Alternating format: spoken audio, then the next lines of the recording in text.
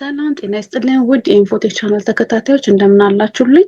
በዛሬ ቪዲዮ የተመረጡ ጥያቄዎችን ይዤላችሁ መጥቻለሁ እስከነ ኤክስፕላኔሽናቸውና አንዳንድ ምርጫዎች ለምን አልሆኑም የሚለውን ይዤላችሁ መጥቻለሁ።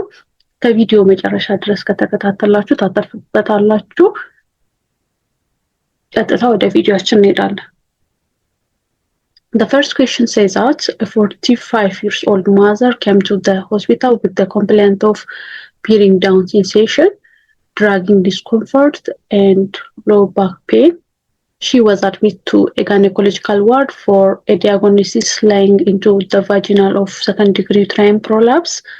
On physical examination, a soft and reducible mass bulging into the vaginal and distended through the vaginal introits. She is now scheduled for surgical procedure. What is the most appropriate nursing care for this mother at this time? A. Teaching about the patient self-care. B. Physical and psychological preparation. C. Prescribe and administer sedative drug. D. Advise the mother about exercise. First, ከጥያቄው ምን እንወስዳለን? we have to get information. the mother scheduled ሆናለች for surgical procedure ማለት ነው። so the most appropriate nursing care ነው ነርስ ሊሰጣት የሚችለው at this movement. now she's scheduled for surgical procedure, so what the nurse is care for as a priority from the ከቾይዞቹ ማለት ነው። so the answer for this question is B. Physical and psychological preparation ይሆናል ማለት ነው because she is now scheduled for ምን ብሎናል? scheduled for surgical procedure ማለት ነው። so and mother scheduled ከሆነች for surgery, when the patient is officially scheduled for surgery, the nurse immediate priority ሊሆን የሚችለው are both physical and ፊዚካል የሆነ ሴፍቲውን and ኢሞሽናል እንትን ማድረግ ነው ሬዲ ማድረግ ነው for operation ማለት ነው። ፊዚካል ፕሪፓሬሽን የምንለው ኢንክሉድ ምን ይዛል? ስታንዳርድ የሆኑ ፕሪፓሬቲቭ ፕሮቶኮሎች ላይክ እንደ NPO ማለት nothing on mouse ምንም አይነት ምግብ መብላት የለበትም።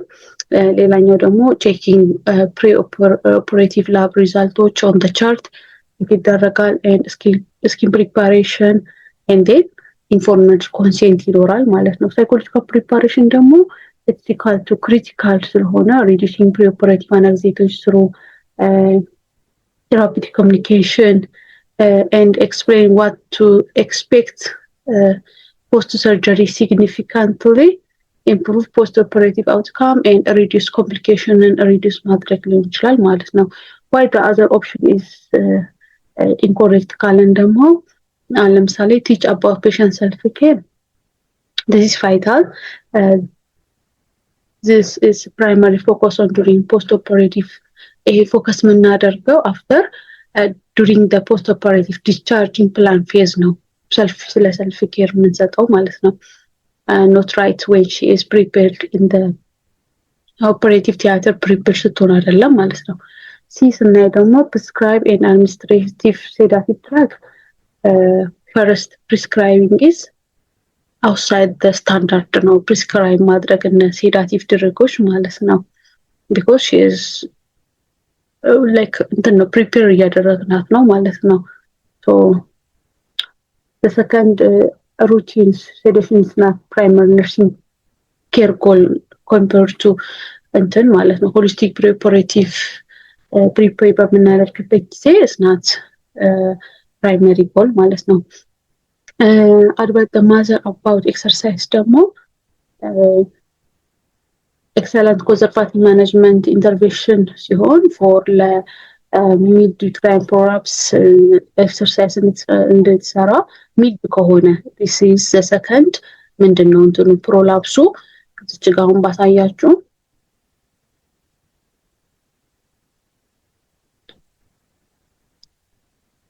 the second degree uterine ምንድነው ፕሮላፕስ ማለት ነው። ሶ ፎር ሰከንድ ዲግሪ ዩትራይን ፕሮላፕስ ደግሞ ኤክሰርሳይዝ አድቫይስ አናደርግም።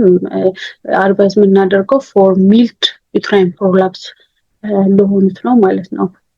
ቢኮዝ ፔሽንት አድቫንስ ቱ ሰከንድ ዲግሪ ፕሮላፕስ ስላላት ውስጥ ሲግኒፊካንት ዲስኮምፈርት አለው ወይ ሺ ኤክሰርሳይዝ ባደርግ ማለት ነው። እና በት ሺ ኢዝ ስኬጁልድ ስለሆነች ፎር ሰርጀሪ starting exercise at this time is not longer priority ማለት ነው። So the answer for this question is B, physical and psychological preparation ይሆናል ማለት ነው። The second question, a 2-day-old male neonate was admitted to the NICU for thermal care. On physical examination, the newborn has a pink palm and sole and yellow discoloration in the face and eye. Based on integrated management of neonatal and children illness classification, what is the most likely diagnosis of the neonate? A complicated jaundice, B, severe jaundice, C, jaundice, D, no jaundice. So we have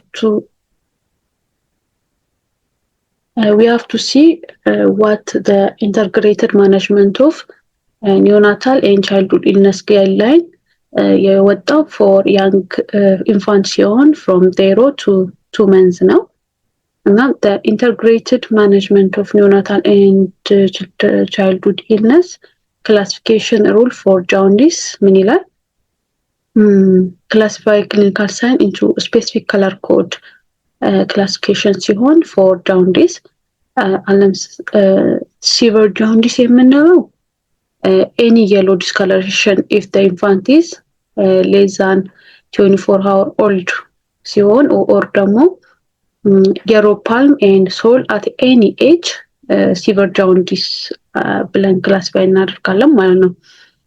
jaundice የምንለው ደግሞ yellow discoloration of the skin or eye ላይ appear ሲያደርግ at 24 hours of age or old and the palm and sole are not yellow ወይም remain pink ከሆነ under jaundice ነው ክላሲፋይ የምናደርገው ማለት ነው። no jaundice የምንለው ደግሞ no yellow discoloration at all. So the answer for this question is ምን ይሆናል? C ይሆናል ማለት ነው። ምክንያቱም on physical examination the newborn has pink የሆነ palm and sole and yellow discoloration in the face and eye ከሆነ we classify this as jaundice ማለት ነው።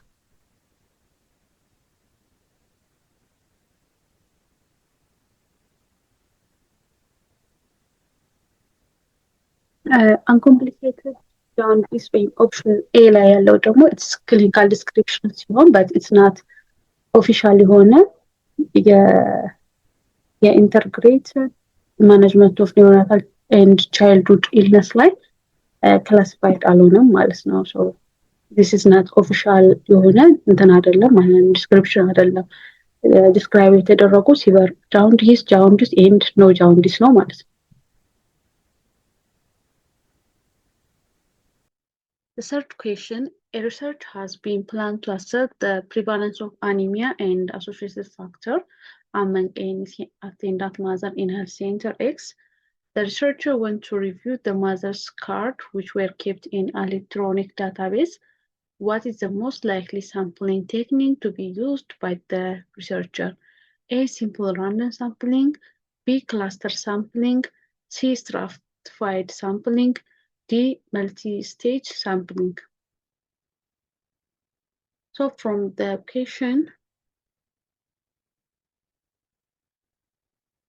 before answering sampling question, we have to look the two things. ሁለት ነገሮችን ማየት አለብን። አንደኛው ሳምፕሊንግ ፍሬም ሲሆን ሁለተኛው ደግሞ ጂኦግራፊካል ሴታፕ ነው ማለት ነው። ስለዚህ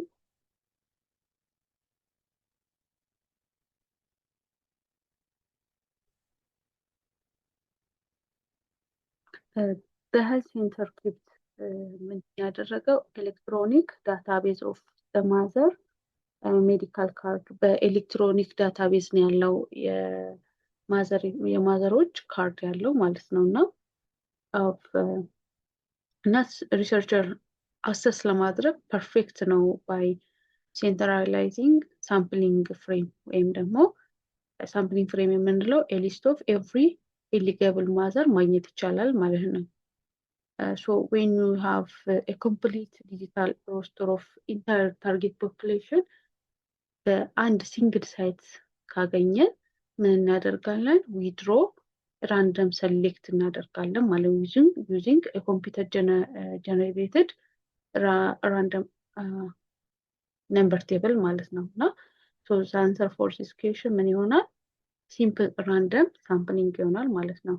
ዋይ ዘ አዘር ቾይስ ኢዝ ናት ኮሬክት ካለን ዌን ዊ ሲ ቢ cluster sampling, this is used when population is naturally divided into two diverse group ለሁለት diverse group አሁን ለምሳሌ like village or school ተብሎ የሚከፈል ከሆነ ያኔ you select entire groups select እናደርጋለን ማለት ነው።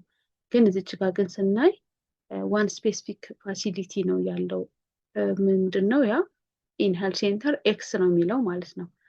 C ላይ ስናይ ደግሞ stratified sampling, this is used when you need to ensure a specific subgroup ካለን subgroup like different age bracket or trimester ካለ ያ proportionally represent by dividing list two into strata first እንከፍለዋለን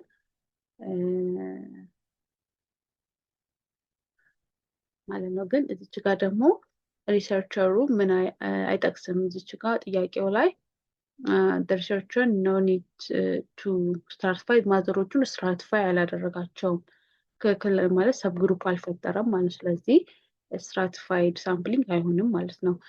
the multi-stage sampling ስናይ ደግሞ this is a complex method used for large scale national or regional survey where sample in stage when this selecting region ወይም ደግሞ then health centerዎችን within the region then patient ምናምን select የምናደርግ ከሆነ multi-stage sampling እንጠቀማለን ማለት ነው። the answer for this question is simple random sampling ይሆናል ማለት ነው።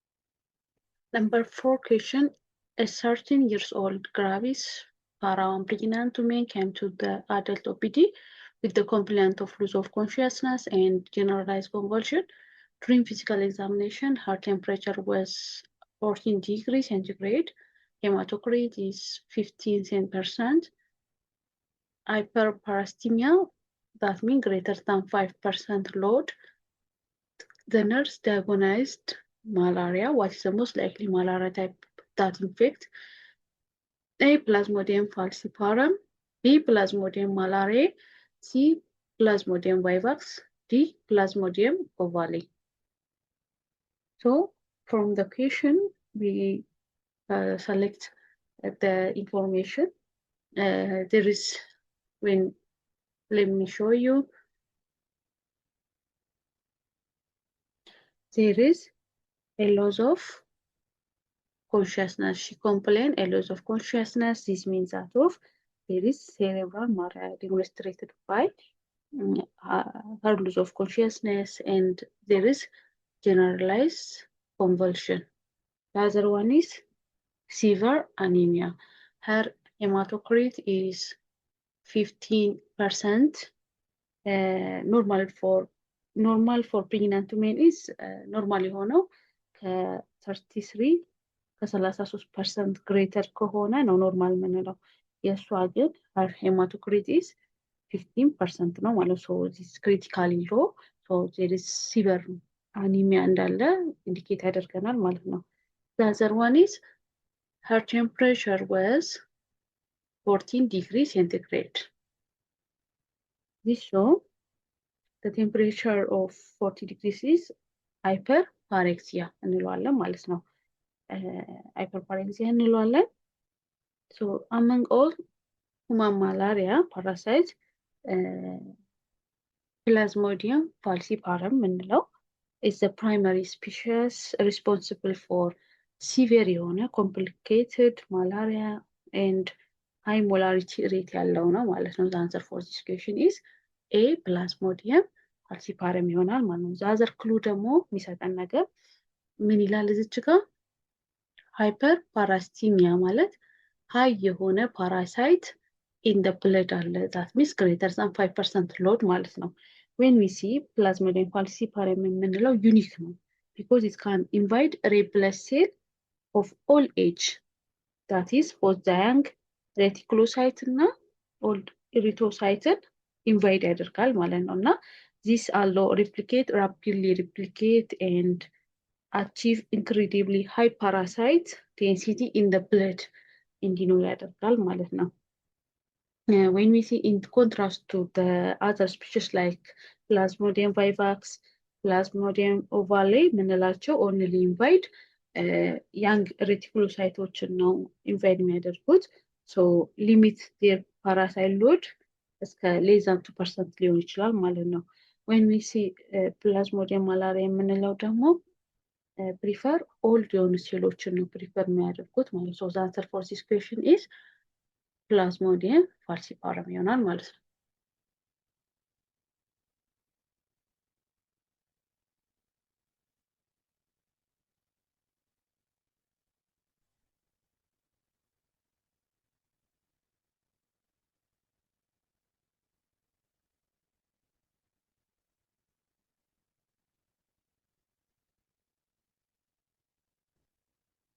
Number 5 question, a postpartum woman from a rural area was admitted to the gynecological ward with the diagnosis of vesicovaginal fistula.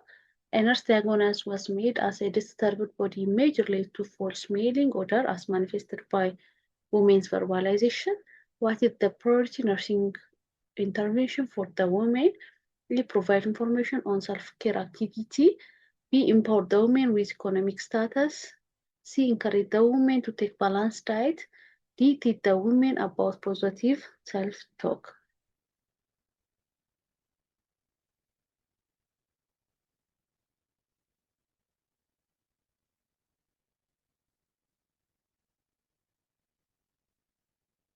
In this case, diagnosis is disturbed body image related to false smelling odor, while emotional support and psychological intervention are valuable.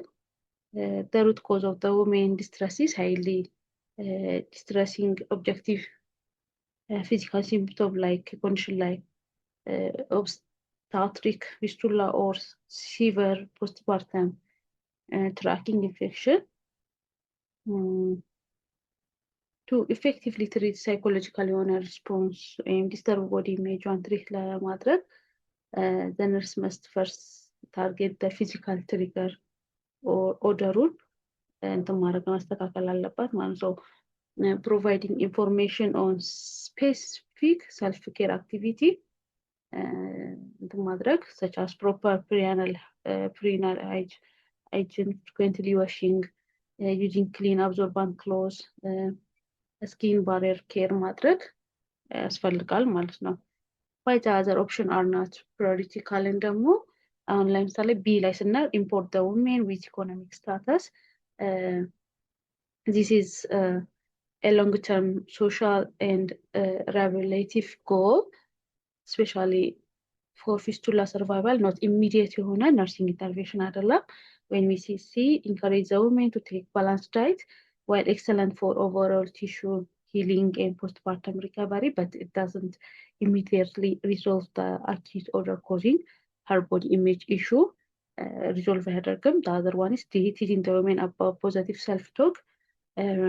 Psychological counseling is a great supportive measure, but telling a patient to practice positive self-talk while she is actively suffering from unmanaged, highly noticeable fall physical odor is ineffective and dismiss her immediate physical reality. So the answer for this question is for overall, for the priority nursing intervention, the providing information on self-care activity A is the answer ይሆናል ማለት ነው።